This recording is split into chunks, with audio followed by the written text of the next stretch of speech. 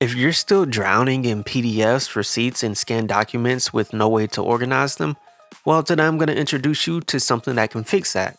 Paperless ngx. It's an open source self-hosted document management system designed to replace physical filing cabinets and unorganized digital folders. It uses OCR to extract text from documents, automatically categorize them, and makes everything instantly searchable. In this video, I'm going to walk you through how to install it using Docker. Okay guys, let's get into the install.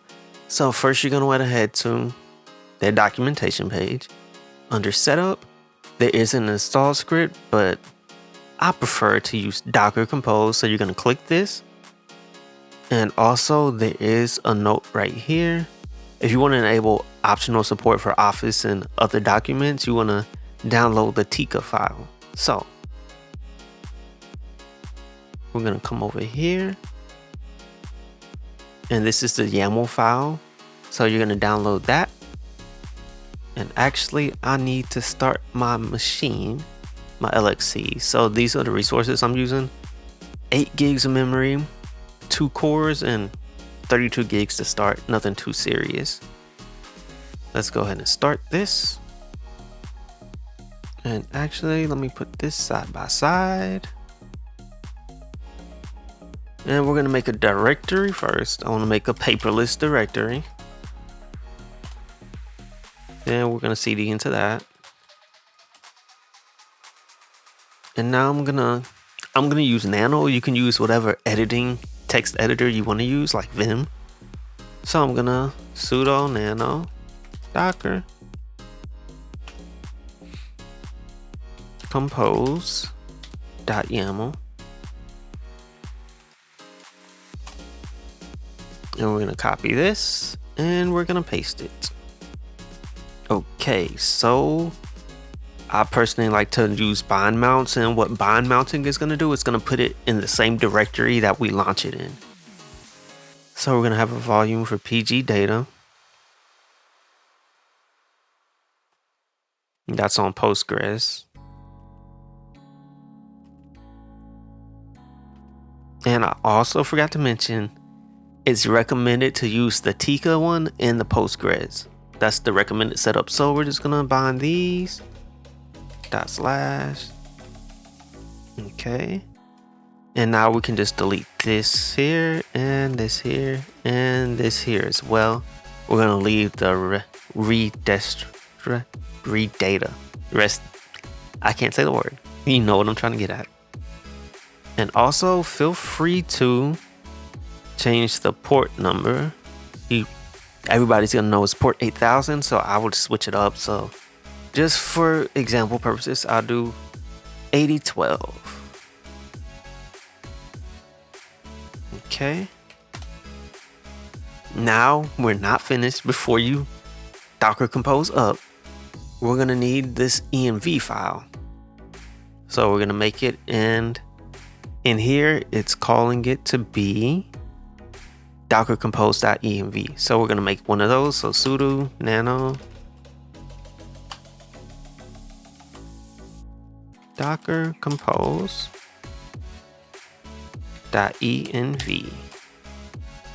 We're gonna copy this, paste it here. By default, it's English. This is for other languages. And this is if you want to make it available publicly, you'll put the secret key. But I don't know why you wouldn't just use a Cloudflare tunnel or a Twingate. Okay, so we do want to change the time zone. You want to change it to whatever time zone you're in. I'm going to change it to Chicago. And also there are a couple custom ones I want to do. So I'm going to comment and put custom. And this is basically the file structure on the back end. By default, it's going to be like this, but you can change that. And these are all the placeholders that you can use. So if you want to just customize it, you can copy. I already have my own instance, so I'm not really going to copy too much. But I'm just going to use this as an example. Let's go ahead and just grab one of these, like the month. So where's month at? Month name, I like month name. We're gonna copy that, click here, and we're gonna paste it. I want it after the year, so we're gonna paste it here. And we're gonna put that there. Okay. That's for that one. Now there is another one. And this is if you're gonna use the consume folder. So you just copy this. You wanna make it true, by the way.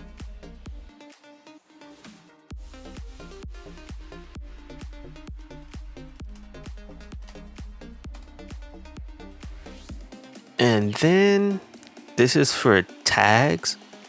So basically it'll tag it based on the folder that it's in.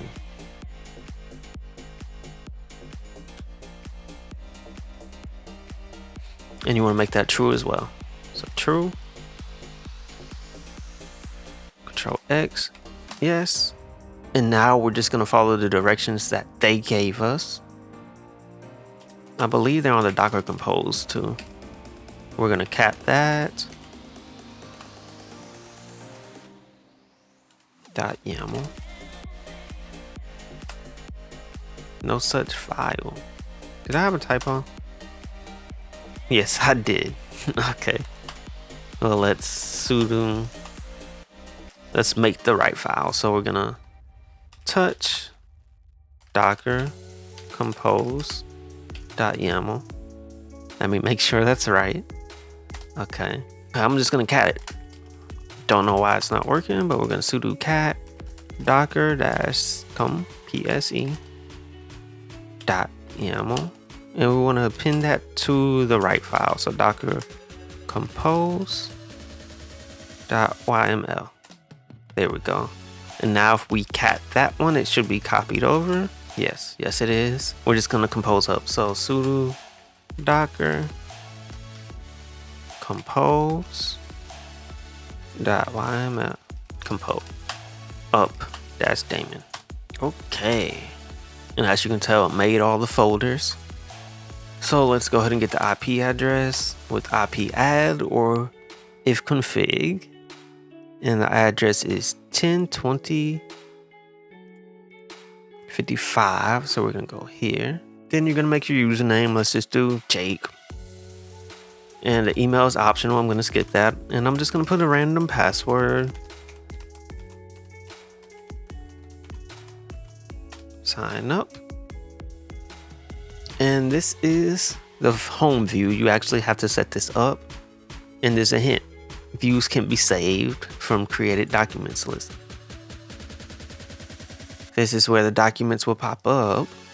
Let's go ahead and test out this consume folder. So we're gonna move into that directory, cd consume. And let's just make a folder. I don't know. Let's make directory test. Now we're gonna cd out of that. And we want to make a file. So touch test21.txt. And we're gonna nano into that. This is a test. Okay. And now we're going to move it. So sudo move test1.txt. We're gonna move that to consume -test. Enter. Now when we cd into that, it should be gone. Okay, see it's not there. And it should be in here. So let's go to documents. And just like that, it's in there. I don't know why it's not tagging. It should be tagging based on the folder. There we go. Tags, test. And then you can change the tag name, the parent, whether it's an inbox tag. And I like to do this as learn, so it'll automatically learn and tag. And then you can make your owner. You can see who can view it, your groups, editors, and your other groups for editing. Let me change this to that. And it's going to show your open documents right here. And then here you can see your details. You can add a archive serial number, the date it was created, and the correspondent. So that's like who made it. So I don't know. Let's just put Walmart's. Automatically learn. Save. Then the document type, you can put what document type. I like to do it by the type. So I like to do so if it's like a medical record, I'll put medical record as the type, W-2, bill, etc. And then you have your contents. If you want to just see it on this side, then you can see the metadata. You can see when it was modified, added, and the file name. This is actually showing the folder format that I was showing you earlier. So 26 January, correspondent, then the file name. And that's how it should look on the back end. Here you can edit your document types, put it where it matches automatically or not. Storage path. I think this is for custom storage path. Yes, you can add, edit, and delete storage paths.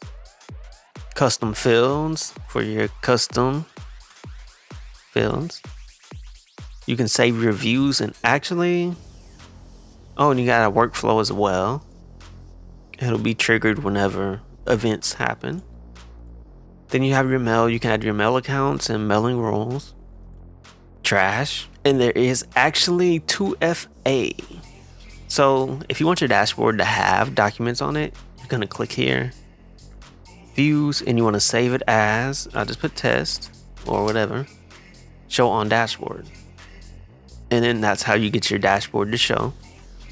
And you can put it in groups actually. So if I had another one, I can put this is the test group, this is the cheat sheet on my dashboard. So let's take a look at the settings. You can change your language, the time format, the date format, items per page, sidebar, slim, icons only. Let's see what that looks like. Okay, I like that. And of course you can click that to expand it. You can add update checking. Now with this, the update checking, it just notifies you if there's an update. It doesn't automatically update. You can do the show warning when closing save views. Show document counts. Document editing, you can use PDF viewer to provide by the browser. You can choose to zoom, automatically remove tags on save, show document thumbnail during uploading. Global search, which is where you can actually type up here. Let's just do test. And it's going to show anything that has that tag, and it's going to show documents with the word or what's in the word. Okay, so that's what I really like about it. It's great for organizing, be able to find stuff. Then you have your permissions. This is where you can edit your own default permissions. Notifications. This is just showing you the document processing notifications. Up here, you can see the system status, open to Django, and start tour. And when you click system status, it's just going to show you the system stuff. It's showing you the system specs. And of course, the health. Wonder why that's not running. And the sanity check. I like how you can just run them right there. Losing my voice. Then under configuration, you can upload your own logo, which I think is cool. And then you can change the name. So Jake's Docs or whatever you want to put it as. Save that. And right here, Jake's Docs by Paperless. Your OCR. I have no idea about OCR, so I'm not messing with that. Then you can enable barcodes, retain split page, upscale, TIFF, enable ASN numbers if that's how you want to do it. Barcode, ASN prefix, max, DPI, tag mapping. Actually, let me go back over here. So you have your output type, mode, clean, rotate pages, threshold, OCR arguments, language, archive, the skew, max pixel, pages, image DPI, rotate pages, color, conversion strategy. Let's check on the users and groups. So this is where you can add your users and you can add your groups as well. And you can come in here, you can edit all their permission types. I'm an admin, so can't change any of that. You can put your email, change your password, first name, last name. Use if it's active, if it's an admin, and super user permissions. Add group is the same way. You can add all these rules. Then file task, this is where it's going to show the failed, and that first one failed because there was nothing in it. So we can dismiss that. It's going to show you completed. And you can actually open the document straight from here. Start it and queued. And this is just your logs, showing everything in the log. Now, where is the 2FA at? I think it's up here. Yeah, it's up here. So you click on your profile logo and click edit profile, and then you can add 2FA. You can use any authenticator app, which I love. Of course, I'm using my Bitwarden. This is where your tokens, you can regenerate tokens and stuff like that. And this just brings you back to the settings. I feel like they should add it down here. Then of course you can go straight to the documentation page. So I think this software is really, really cool. I'm definitely going to use it. I have a lot of records and files. Also, if you want to be able to make it like a attach it to one of your shares, you can do that as well. I actually did that with mine. It was a little more complicated than I thought for some reason. When I mounted the share to the LXC, I don't know if this is just a Proxmox thing, but when I mounted it to the LXC, it wouldn't update anything into those folders. And then of course, Paperless wouldn't work. So I just decided to launch a SMB share from the LXC, and then I could just connect to it through my computer. So let's talk mobile apps. So on Android, there are two options, Paper Parrot and Paperless Mobile. On iOS, there is not too many. There's only one that I know of, which is called Swift Paperless. Alright guys, that does it for the video. If you enjoyed it, please leave a like, comment, and subscribe. Thank you for watching. Have a great day. I'm signing out.